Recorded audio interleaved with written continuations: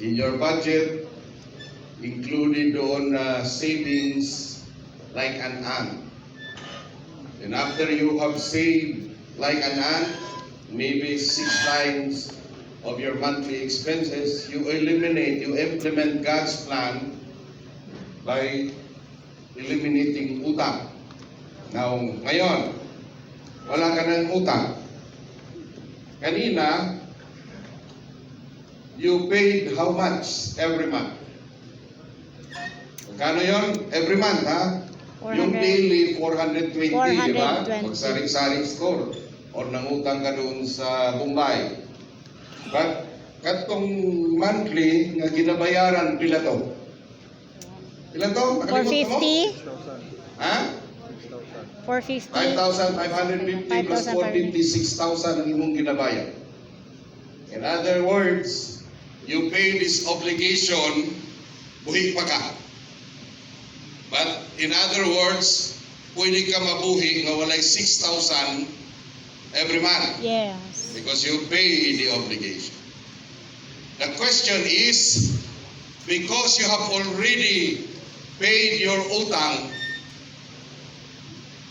your financial stability will be dependent on how you use the 6,000 now.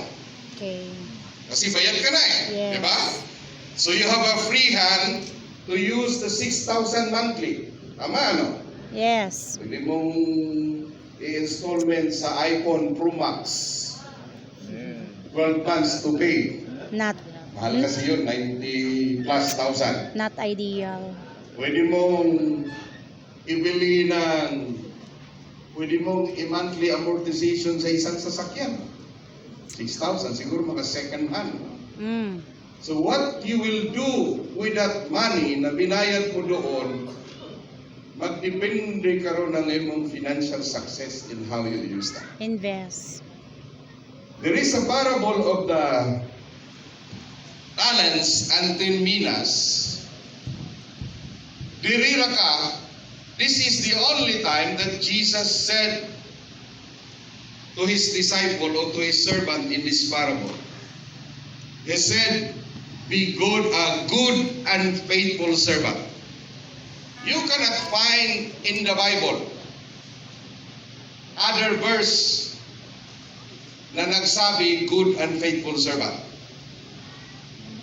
Itong iyang ipadala ang 12 ka apostolis, disciple, ug ang ayaw silang masakiton, nahimong 70, nanguli, niingon sila, Lord,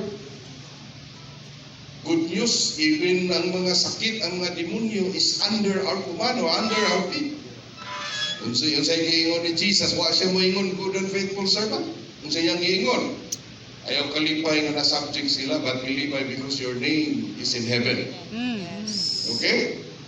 But why is it that in this parable that involves money, the Lord said, good and faithful servant? Mm. Why? Ayong piniyalan. Because the servant is able to multiply what God has entrusted to them. Amen. Amen? Amen. In that parable of the talents and parable of the 10 minas, that's the verse, you consider the element of investment. First, the element of time. Ingon niya, again, it will be like a man going on a journey. Ang master. So na time, ngayon balik niya, maningil siya. There's an element of capital. In other words, sa tulo ka servant, itagaan niya 5 bags of gold or talents, because that time talents is money or gold. Ang isa, itagaan niya 2, ang isa, itagaan niya 1 ka bags of talent. There's an element of increase in income. Katong gitagaan niya 5, pila iyang kita? 5 po. 5, double your money. Katong gitagaag 2, katong isa, unsa iyang gihimo? Gilubong sa youth.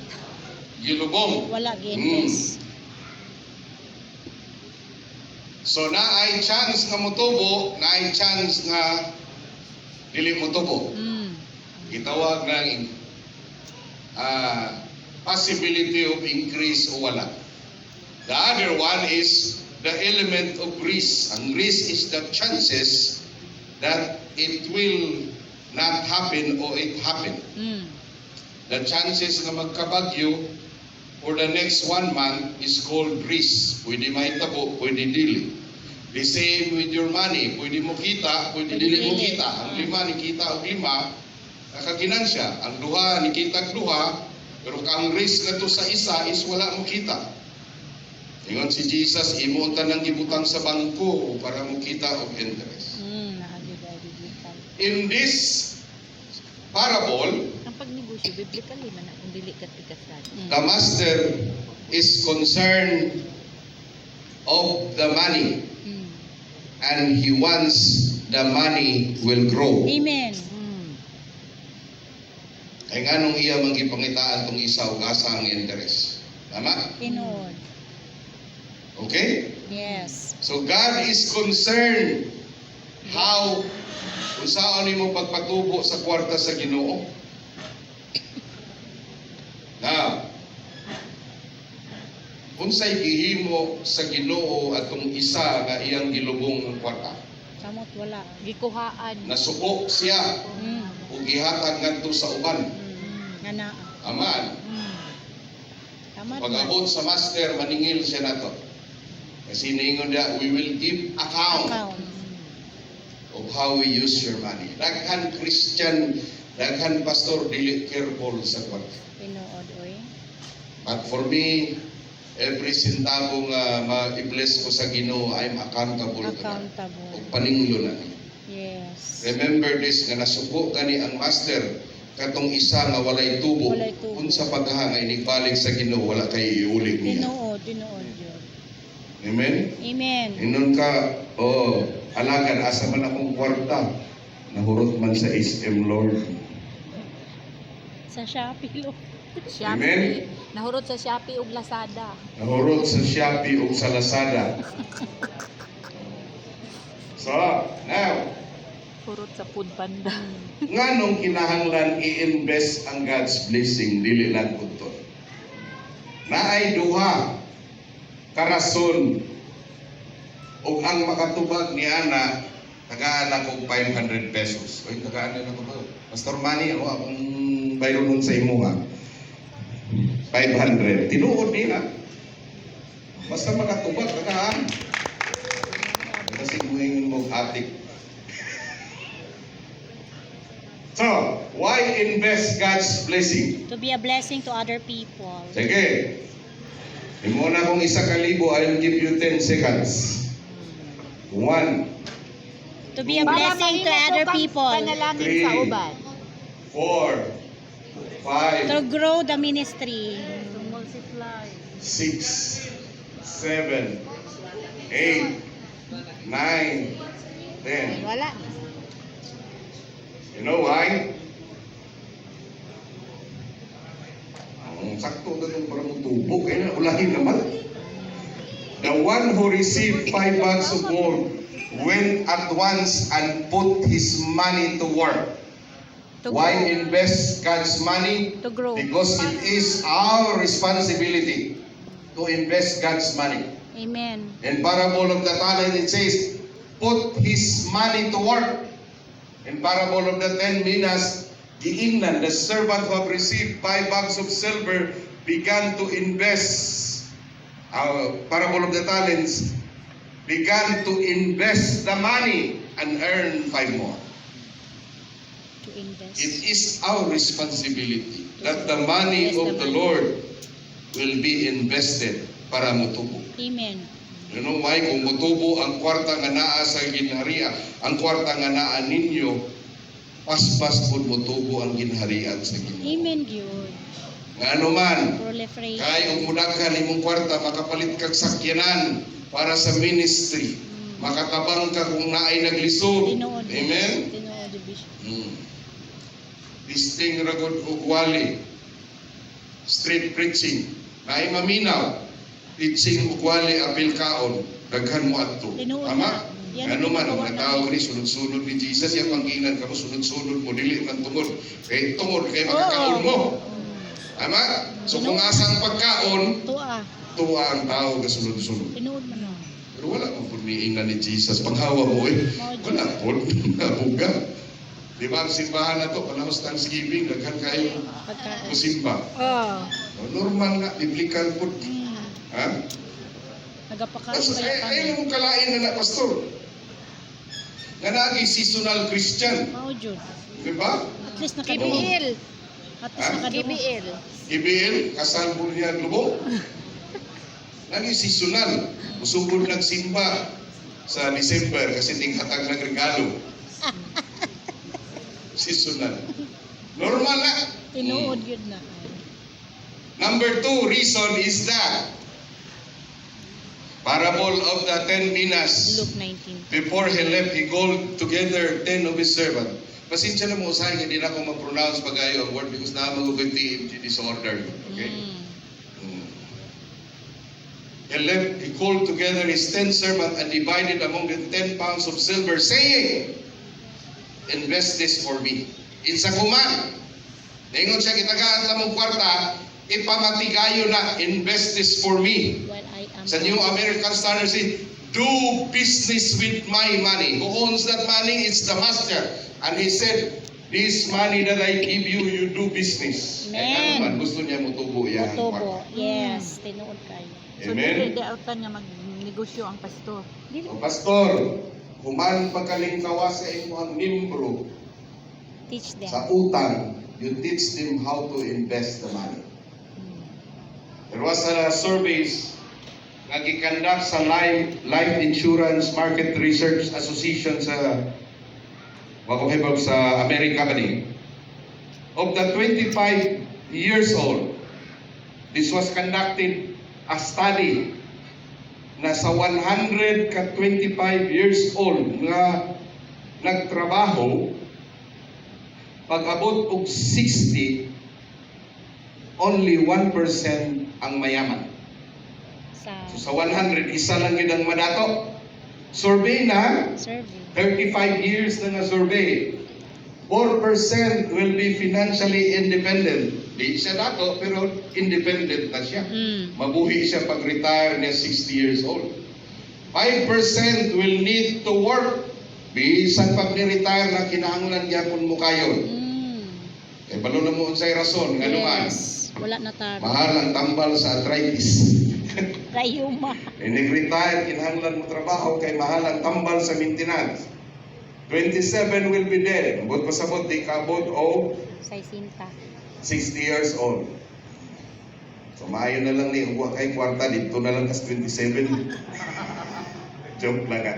63% will have no money. Grabe no. Survey na, it's a scientific study. So kanang atong mga anak karon na 25, di ka sigurado 67%. ana unsay mahitabo sa ilang Tama. future. Tinuod. So karon inyo gyud silang tudloan pati ana inyong mga membro. Why? Kasi only 1%.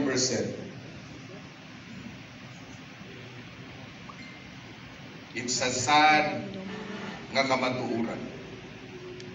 So pastor, naa sa inyo ang mga kamot ang pagtudlo nila. Amen? Amen.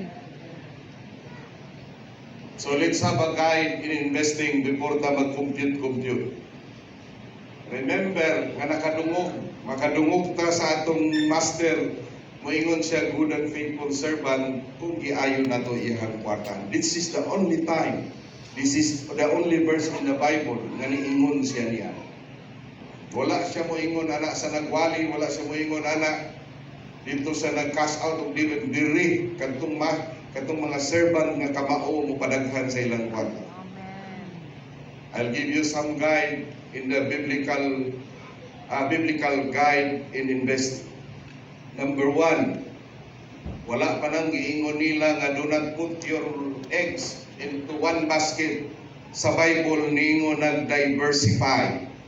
Kanang ningon ayaw ibutang tanan ang imuhang egg sa one basket kay umabundak ng basket, Buak tanan. buak tanan. Sa Bible niingon Ecclesiastes, invest in 7 ventures. Yes, in 8, you do not know what disaster may come upon the land. Tinuod. In other words, your money.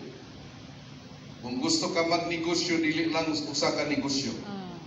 You need to diversify. Yes. If your time is only concentrated in one earning, you need to diversify your time. If you have only one skill, isa lang imuhang abilidad para kung mukita og kwarta, you need to diversify. You need to learn businesses. Okay? Okay. You need to acquire more. Kung ang imong oras na hurot ra sa Facebook, Ay, you diversify that and look for another things that will give you an additional income. amen. New Living Translation, but divide your investment among. So, kung magnegosyo ka, ayaw ibuhos tanan ang imong kwarta dito sa usa ka Usa negosyo. lang. Biblical na. That's Ay right. wala ka kahibaloon sa mahitabo. Tinuod. Look at what happened to people that they put their money into kapa, all their money. Arka pa kapa. Balik sa uno. Amen? Kapaka. Number 1, you follow biblical guidance. The Bible says diversify. Kung magsugod kag negosyo, ayaw ihurot dahil na imong kwarta mintras di pa ka kamao sa negosyo. Yes. Ay ug malugi na, hurot Wala na ka. nimo ang kwarta. Tinuod.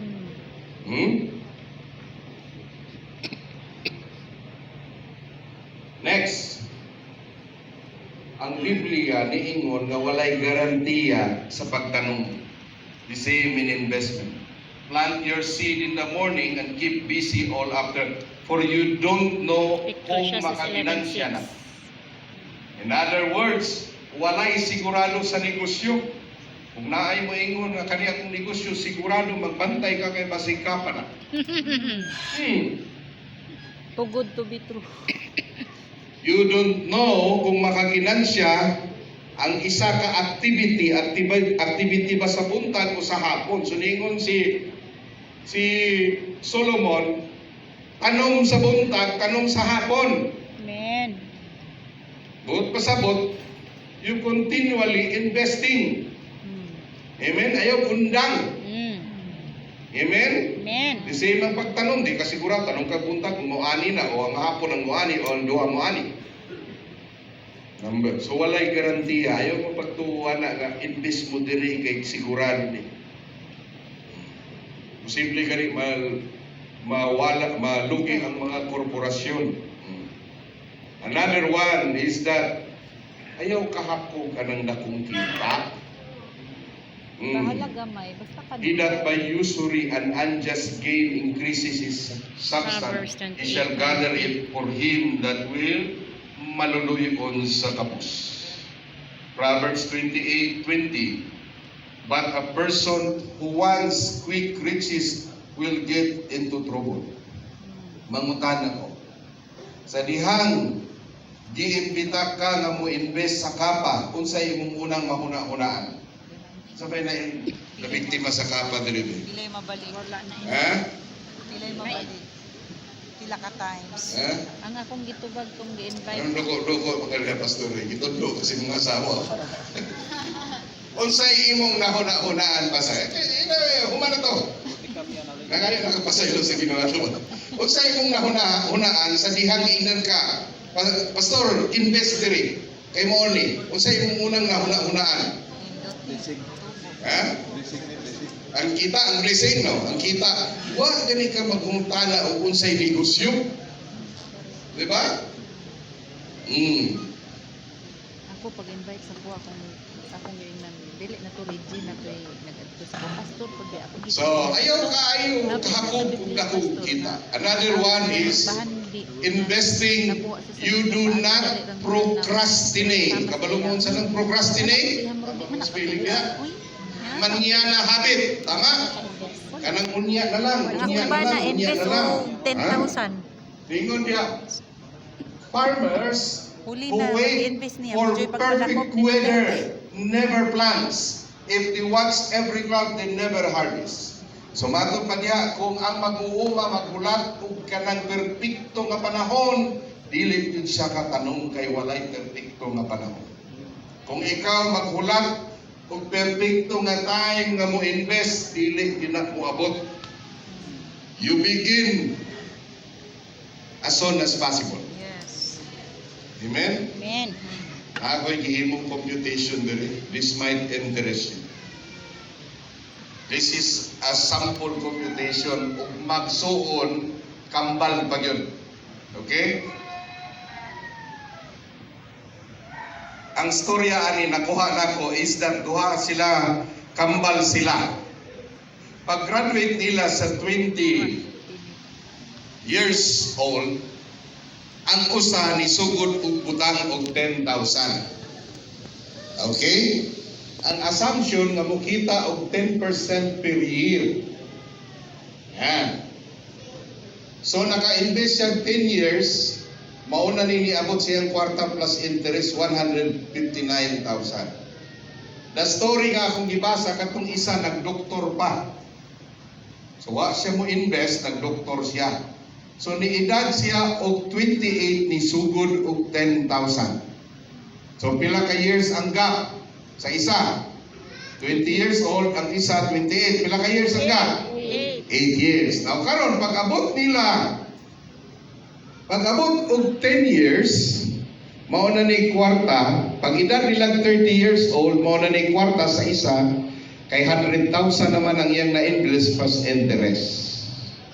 Katong isa kay 28, so 2 years pa siya, 21,000 pa plus interest. Study shows na pag-abot nilang 65 silang duha, kaning isa ni undang na og invest na pulo ra siya 100,000 lang.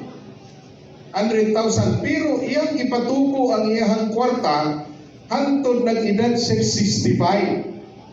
Niabot og 4.4 million sa 100,000 nga iyang gi-invest. Kaning isa nga gap og 8 years, 28, 37 years siya nagbutang og 10,000, 350,000, pero pag 65 years old niya, 3.3 lang, sa pariho nga kita 10%. Ang diferensya nila mauni. Kini siya nikita og 4.3 million, kani siya nikita og 2.9. Diha na ko nasabtan kanang sayings ni na time is gold. Ang 8 years nga diferensya, ni diferensya og dako kayo. Advance lang kung isa na pura ka tuig nag-invest. Kani siya parehang investment for 37 years, late lang siya og 8 years. So kung moingon kag saka na lang kung mag-invest, kung mudaghan na akong kwarta, hindi yung ka maka-invest. Pila man ang 10,000 a year o imong inadlawan din? Kida daw. That's only 833 per month. 8:30. 10,000 a year. So this says na dili yun maglangan-langan. Another example.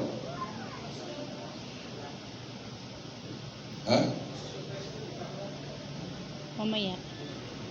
Question pa ba yung sige, question.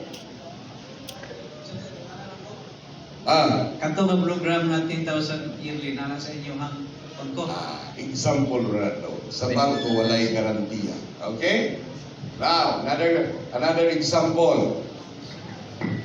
Pero na yung mga kuupro na 10,000 ang dividend. Ang kay Baluko, ato-ato ra niya lang mong pagsaba, agum ko operative 11%. Okay? Ang uban nasa 9. Naitagom Pero sa saba, babak, pastora, no? Lang bitanan, ha? Oo.